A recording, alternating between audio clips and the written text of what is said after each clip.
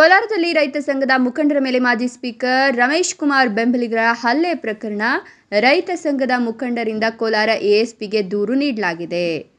ಹಲ್ಲೆ ಹಾಗೂ ಘಟನೆ ಸಂಬಂಧ ದೂರು ನೀಡಿದ ಮುಖಂಡರು ಪ್ರತಿಭಟನಾ ನಿರತ ರೈತ ಸಂಘದ ಮುಖಂಡರನ್ನು ಥಳಿಸಿದ ವಿಚಾರಕ್ಕೆ ಸಂಬಂಧಪಟ್ಟಂತೆ ದೂರು ನೀಡಲಾಗಿದೆ. ಎಸ್ಪಿ ನಿಖಿಲ್ ಅನುಪಸ್ಥಿತಿ ಹಿನ್ನೆಲೆ ಎಎಸ್ಪಿ ಜಗದೀಶ್ ಅವರಿಗೆ ಮನವಿಯನ್ನು ಸಲ್ಲಿಕೆ ಮಾಡಲಾಗಿದೆ. ಕೋಲಾರ ಜಿಲ್ಲೆ ಶ್ರೀನಿವಾಸಪುರ ತಾಲೂಕು ಕಚೇರಿ ಎದುರು ನಡೆದಿದ್ದ ಹಲ್ಲೆ ವಿಚಾರಕ್ಕೆ ಸಂಬಂಧಪಟ್ಟಂತೆ ಇದೀಗ ದೂರು ದಾಖಲಾಗಿದೆ. ಇನ್ನು ಈಗಾಗಲೇ ರೈತ ಸಂಘದ ಮುಖಂಡರ ವಿರುದ್ಧ ಜಾತಿ ನಿಂದನೆ ದೂರನ್ನ ಕಾಂಗ್ರೆಸ್ ಮುಖಂಡರು ದಾಖಲಿಸಿದ್ದು, ಶ್ರೀನಿವಾಸಪುರ ಪೊಲೀಸ್ ಠಾಣೆಯಲ್ಲಿ ಜಾತಿ ನಿಂದನೆ ಕೇಸನ್ನು ಮುಖಂಡರು ದಾಖಲಿಸಿದ್ದಾರೆ.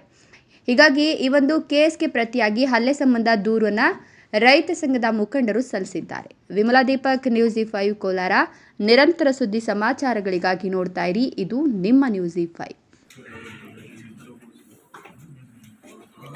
ನವೆಂಬರ್ 6ನೇ ತಾರೀಕು ಕೆಜಿ ಸರ್ವೆಗೆ ಅವರು ಇದು ಮಾಡಿದ್ವಿ. ಅದನ್ನು ತೆರವುಗೊಳಿಸಬೇಕು ಅಂತೇಳಿ ನಾವು ಅದೇ ಹೋರಾಟ ಮಾಡ್ತೀವಿ. ಆಯಿತು ಅಂತೇಳಿ ನಮ್ಮ ಎಸ್ ಪಿ ಸಾಹೇಬ್ರಿಗೂ ನಾವು ವಾರ ಮುಂಚಿತವಾಗಿ ಒಂದು ಅಪ್ಲಿಕೇಶನ್ ಕೊಟ್ಟು ಅಪ್ಲೈಮೆಂಟ್